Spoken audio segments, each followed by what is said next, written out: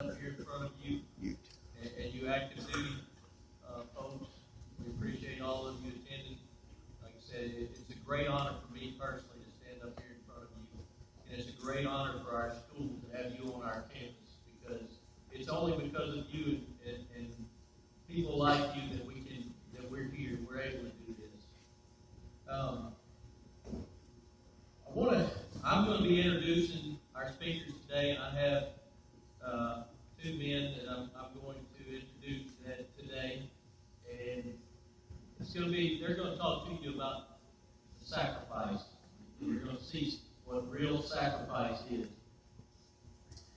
Sometimes I look around, I even saw it this morning. We're saying the Pledge of Allegiance, or the national anthem is played, and people don't respect it. It really bothers me. It bothers me because I know what it means. The sacrifice. That's what it means. And the two gentlemen that I'm going to introduce to you this morning are a living sacrifice. You're gonna, when they're done speaking, you're going to have a whole new appreciation for sacrifice and what it means. And I hope from now on, when you hear the Pledge of Allegiance, or when you hear that national anthem played, that it's not just something before a ball game, that it's just a formality that we play it before a ball game. I want you to think of the sacrifice that it represents. And these two gentlemen, they're going to give you a whole new respect for the sacrifice that has been made for these colors. We had invited another guest today, speaking of sacrifice. His wife is actually an elementary teacher at East Hancock. The last minute, he had to cancel on us. She called me and she said he had been called out. He had been deployed on a short deployment. He is a member of the special boat unit is based out of Stennis Space Center out there. And they come in, guys, they come in the morning, they say, all right, we're going. They don't get to call their wife and say, or their family or their children, they don't get to call and say, we're going here, we'll be back in 3 days. They call and say, I'm going, I don't know when I'll come back, I don't know where I'm going. That's sacrifice. And I want you to think about that. Every time you hear that national anthem, every morning when you stand for that Pledge of Allegiance, think sacrifice. The first gentleman that I'm going to introduce to speak to you this morning, I had the pleasure of serving with. He's a former Marine, joined the Army National Guard after his stint in the Marines, did a few years in the National Guard, and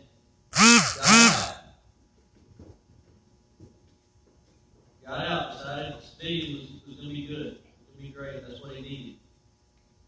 However, in January of 2003, when the 890th Engineer Battalion, his old unit, which I was a part of, got called up, that morning,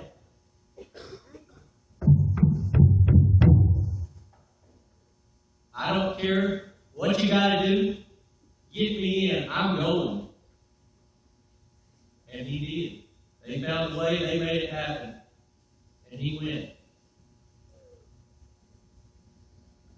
And he made a tremendous sacrifice for this country, our country, your country.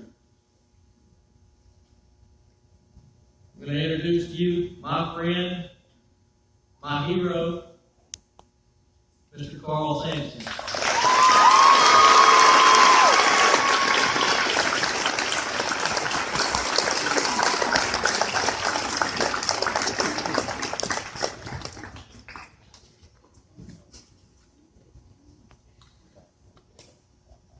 Good morning. Good morning. I was going to tell y'all, if you ever drive, I was going to thinking of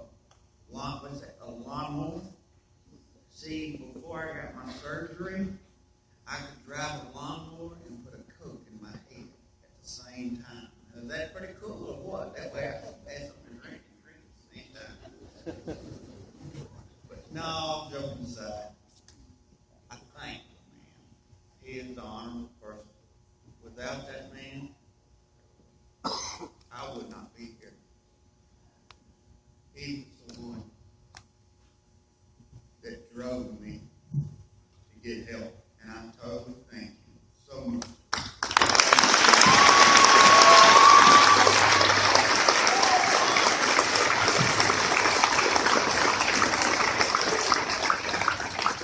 Now, what we were doing, here I was a crane operator.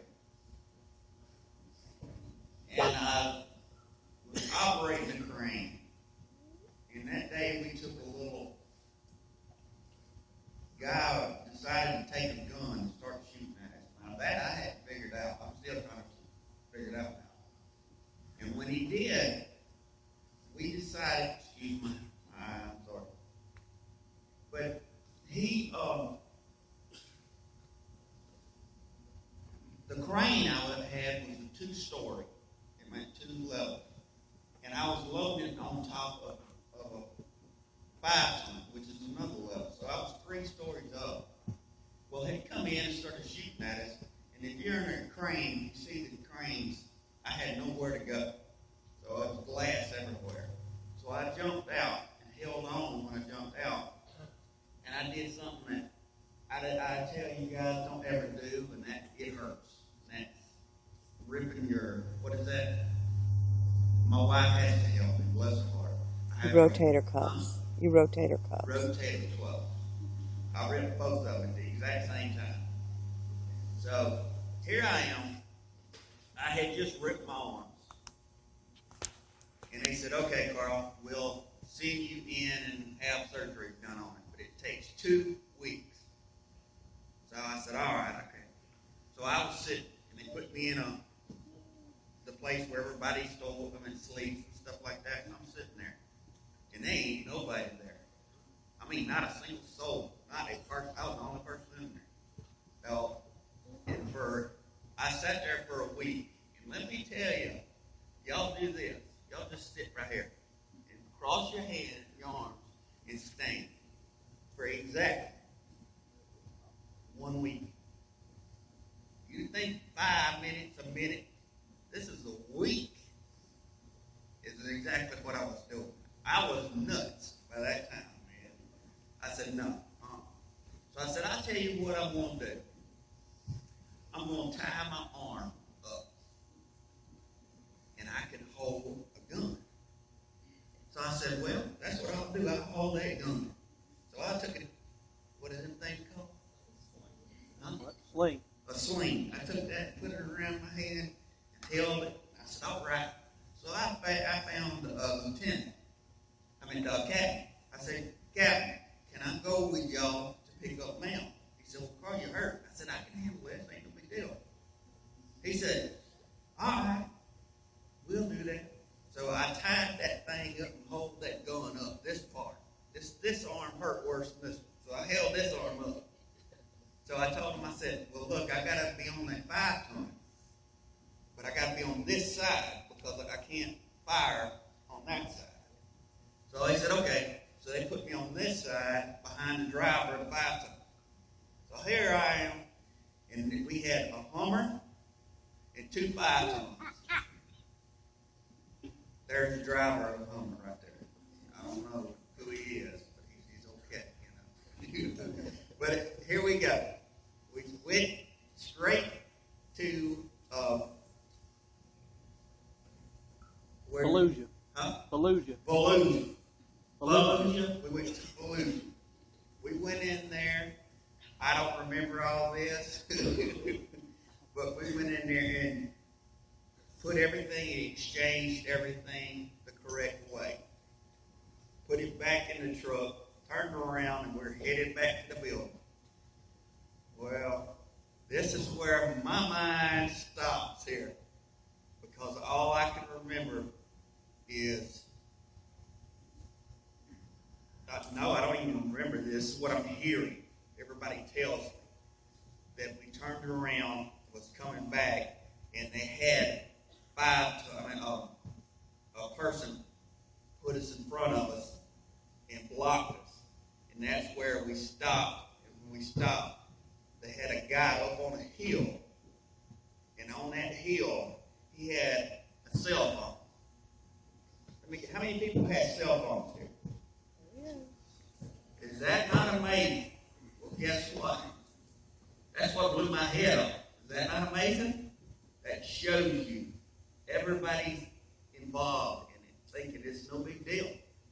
It is a big deal. Because when I stopped, and when we stopped for that guy blocking us, he set that thing off. And guess there was a bomb. They had two bombs, They were called 155 millimeters, and one was another one. I can't remember what it was. But there was two of them buried under the ground. Well, when we stopped, the first one misfired, and that was the one in the back. It did not hit us. The second one went off, and it was right under my feet. Now, I want you to look at that. Look at your feet. Now, take your hand and hold it half to where your waist is. Now, that is how big that bomb was, and it was buried in the ground. And when it goes off, it's about that big around. So I'm telling you, it's probably one foot across. That thing went off, and it went right here under my feet and took off half my head. Now, here's another thing. I know y'all get tired of Carl telling y'all how to do this. It's a simpler way of doing it. Take your hand and put it straight up like this in the middle of your face. Now, take your hand this way and flatten it. Now, go over your nose. Now, you feel that? That's how much I lost when it flew off. It took that much off my head. Well, my other guy, who was my partner over here driving, it blew us all off. That one bomb blew off, the other one didn't. It misfired. Well, right under my feet was its thing that holds gas for the truck to go. I don't know how they call it, whatever they call it. What do they call it, guys, in the back? Gas tank? Okay. That's what. And now your finger, take your finger and look at it. Look how big it is. Well, that is that feeds the truck. Well, it broke. And God made it where it misfired. And I said, God. A lot of people don't want to hear that. I ain't scared to say it. He made it misfire. And it didn't blow. So that's two things that did not harm me that would have killed all of us. But that one is the only thing he put off, and it hurt me. Not a problem. I was the one with attitudes in the past, so I was having to deal with it.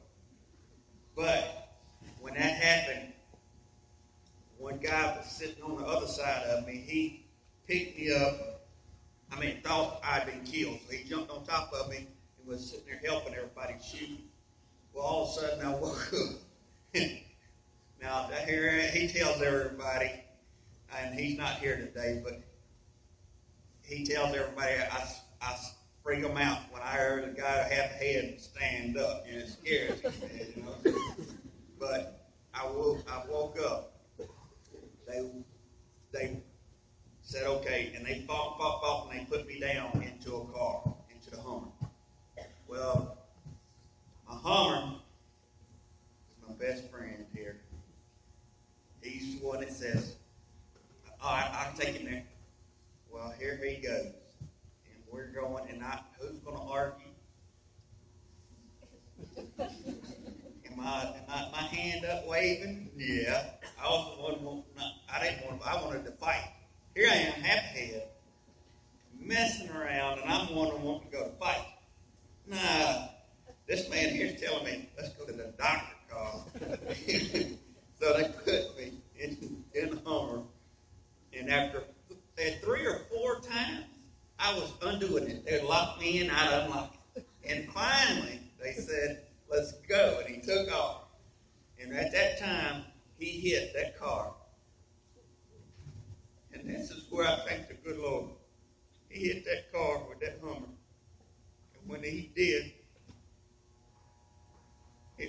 tires, and it blew them out where it couldn't drive. The front of the car, it lost the thing that gets warm. When it gets warm, it keeps it direct, radiator, blew all that. And I mean, with a Hummer, when it does all that, that Hummer's dead. I thank the good Lord above. At that time, we went 10 miles with that man driving that and got me to safety. And I thank him with everything because he